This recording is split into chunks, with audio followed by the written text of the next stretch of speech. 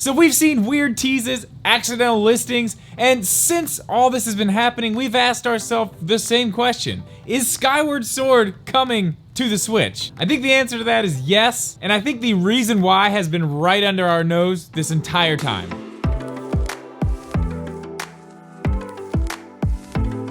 What's up, guys? Welcome back, or welcome in for the first time. If you are new here, do me a favor. We have a link to our Discord down in the description. Make sure you click on that and join us there after this video. I also want to let you guys know this video is sponsored by tomtoc. There's also a link in the description where you can get 15% off of their cases with no code required, but we will have more about that later in the video. So it's been a little bit of time, but we finally have our third episode of our Zelda 35th anniversary, whatever we're calling it. The name keeps changing. I don't really have one. We're just going with it. And I feel like a game that we absolutely have to cover next is Skyward Sword, because in my opinion, this one's a guarantee. It's absolutely going to happen. So there are a few very, very good reasons that I think Skyward Sword is an absolute guarantee to come to the Switch in 2021, and we're gonna go over all of those. But just like we did in the first two episodes, I wanna go over Skyward Sword just a little bit,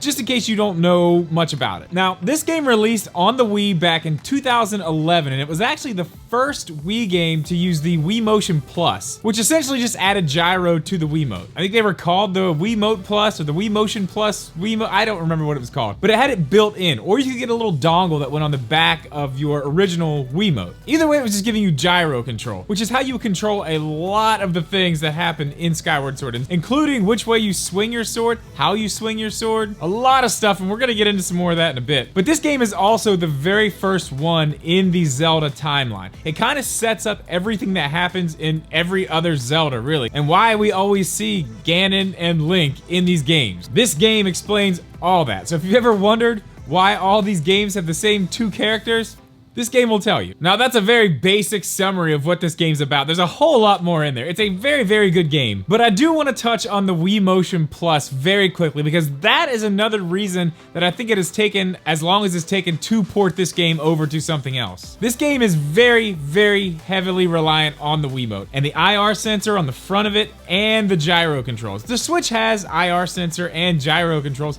but the IR sensor is kind of in the wrong place. And I actually have a full video on all that, which I'll link here in case you guys want to check that out. But very quickly, before we move on with the rest of the video, I do want to mention our sponsor, tomtoc. Now, tomtoc makes what I consider to be some of the best Switch cases you can get. You are going to be able to get these cases in a full-size version, which will not only hold your Switch, but also an extra set of Joy-Cons, maybe a charger, game cartridges, a bunch of other stuff that you might be carrying with you, but you can also get them in these slim cases, which come in a ton, and I mean a ton of different colors. Not only do they look amazing, but they're also made with extremely high quality materials, including YKK zippers. I've actually got a full video on these, which I'll also link here. These are some of my favorite cases for the Switch and Switch Lite. Now, these slim cases are very good if you're trying to travel light. I actually use them every day because I carry a backpack with me to and from the studio. So these are great just to toss in there, and I don't have to worry about my Switch at all. Now, as I said in the beginning of the video, there is a link below, and tomtoc is going to give you guys 15% off of your purchase, no code required, but that is only for the first 5 days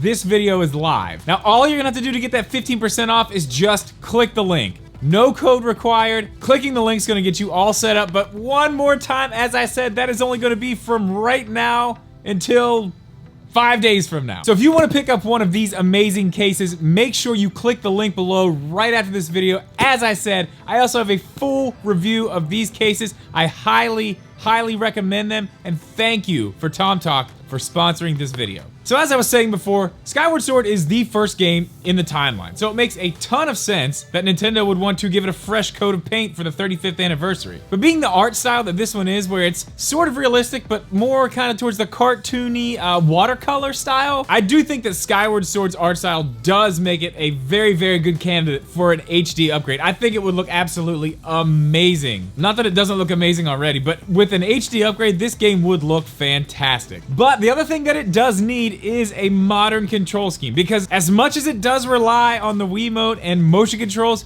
we are going to have some type of way to play this in handheld mode on the Switch. I mean, I guess we don't have to, but I just don't think Nintendo is gonna bring this game over, especially for the 35th anniversary, and just not give it any type of controller support whatsoever. I don't see that happening. It is gonna have to be reworked a ton, but again, I talk about that in another video, which I'll link at the end of this so you can check that out, but it's gonna need some work. But what I really wanna talk about in this video is why. Why is this game coming in 2021? And to get that answer, all we really have to do is look back.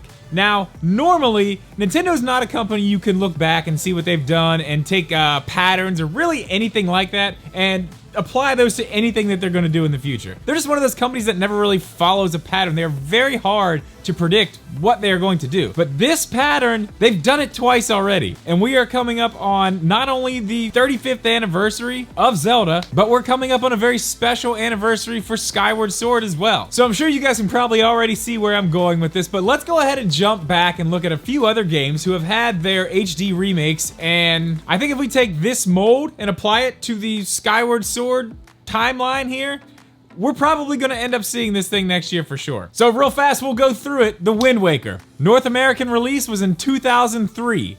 10 years later, 2013, HD remake on the Wii U. Twilight Princess, my favorite Zelda game ever, came out in 2006. 10 years later, 2016, HD remake on the Wii U. Skyward Sword, released in 2011. 10 years later, you guessed it, 2021, it should be getting its HD remake here. Now, it came out on the 25th anniversary, and they had some special stuff for it, and I'm gonna go ahead and go over that, but it would make so much sense for this game to get its HD port to the Switch on its 10th anniversary, just like the other ones did. I just don't really see any reason why they wouldn't do it. I mean, besides the controls that they're gonna have to fix, but it's Nintendo. I figure they can probably handle this. Now, I do have some very serious concerns with the controls, so we'll jump back to that for a second, but I was one of the people who really did not enjoy the controls that they used for Mario Galaxy in the 35th anniversary collection. I made a video about it, everyone was super mad at me, but you know what? I'm sorry. I didn't like the way they did it, and it really honestly worried me about what they might do with Skyward Sword. Now, that doesn't mean that that's exactly what they'll do with Skyward Sword. Just because they did it with one game does not mean they'll do it with another, obviously. But it did give me some concerns, because Galaxy is a game that does rely on the motion control a ton and the IR sensor,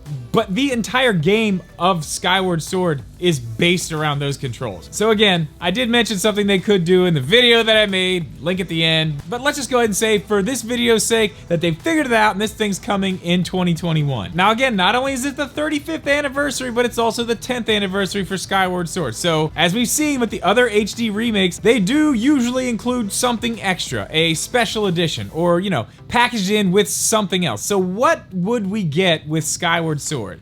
Now, with the Wind Waker, they did two. They had a special edition Wii U that came with the game, and they also had the game packaged with a little Ganon minifigure, which we discussed in the last video. And for Twilight Princess, you could get the standard edition, or you could get the edition that came with the new Wolf Link amiibo. So I have a pretty good feeling we will see something with this game, but what? Now, when it was released back in 2011, it did come in a special edition, which I did pick up at the time, that came with the 25th Anniversary Orchestra CD, like a disc. I don't know if you guys remember those or know what those are, but they play music. It's actually the only one I have in my truck, but that's not the point here. But it also came with the first Wiimote that had the Wii Motion Plus built inside of it. It was gold, had the little Zelda emblem on it, looked really cool. So that was for the 25th anniversary. Now, 10 years later, for its 10th anniversary and Zelda's 35th anniversary, I feel like we're definitely going to be getting something with this game. I feel like this may be the one we get with possibly the new Switch. I'm starting to think one of these games that's going to be released for the 35th anniversary is going to be where we see this new Switch Pro or whatever get its special edition, kind of like we saw the Pokemon edition of the Switch Lite. The other night I was streaming Wind Waker and I had Gabe on with me, and he brought up a good point. Breath of the Wild 2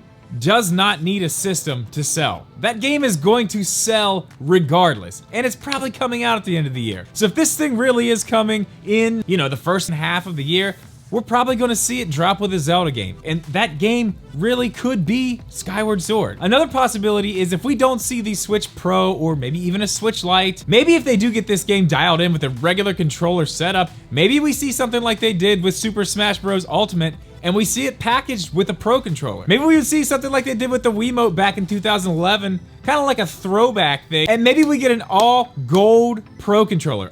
I would be very excited about that. Either way, I think the likelihood of this game coming to the Switch in 2021 is almost 100%. I really don't see any scenario in which we don't get this game. Just like Wind Waker. I think that one's a guarantee too. But with Skyward Sword, there are just way too many things that line up and way too many things that just make total sense. Except for the motion controls. I still can't figure out how they're gonna do this motion control thing. But guys, either way, I wanna know your opinions on all of this in the comments below. And as I've done at the end of every other one of these videos, I want to know which Zelda you want me to talk about next in this series. And I already know you guys are all asking for Twilight Princess, and trust me, it's coming. It's my favorite game. I'm taking some time on that one. I think for the next one, we're gonna do something weird. Maybe something completely different. Maybe a remake of something way, way, way old that we just haven't really talked about yet. I'm not sure, but let me know what you guys think about all that in the comments below. One more time, make sure you guys also click the link